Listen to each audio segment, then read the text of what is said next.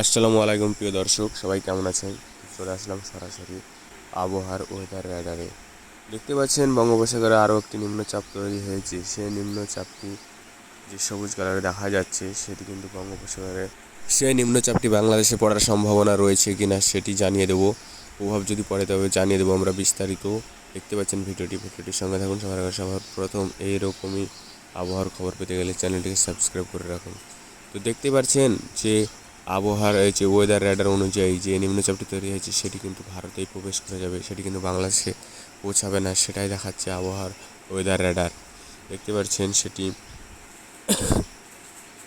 এছাড়া আমরা জানিয়ে দেবো যে যে বাংলাদেশের আবহাওয়া কীরকম থাকবে দেশের আবহাওয়া।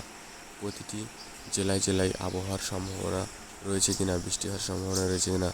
দেখতে পাচ্ছেন বাংলাদেশের যে ম্যাপ, খুলনা, ঢাকা, ময়মনসিংহ, সিলেট, রাজশাহী, প্রতিটা জেলা, প্রতিটা আকাশ কিন্তু সেরকম মেঘাচ্ছন্ন নয়, সেরকম বৃষ্টি হওয়ার সম্ভাবনা নেই। বৃষ্টি হবে না বললেই চলে আগামী দুদিন। দেখতে পাচ্ছেন ময়মনসিংহ, ঢাকা, খুলনা, সিলেট, পুরো আকাশ পরিষ্কার। এইদিকে ভারতের কলকাতা, দুর্গাপুর, পুরো আকাশটা পরিষ্কার থাকছে, সেরকম বৃষ্টি হওয়ার সম্ভাবনা নেই। তবে বৃষ্টি হওয়ার যখন সম্ভাবনা হওয়ার সম্ভাবনা থাকবে আমরা কিন্তু জানিয়ে দেবো। আমাদের এইরকমের আবহাওয়ার খবর জানতে হলে চ্যানেলটিকে সাবস্ক্রাইব করে রাখবেন। তো মোটামুটি এই ছিল আবহাওয়ার খবর।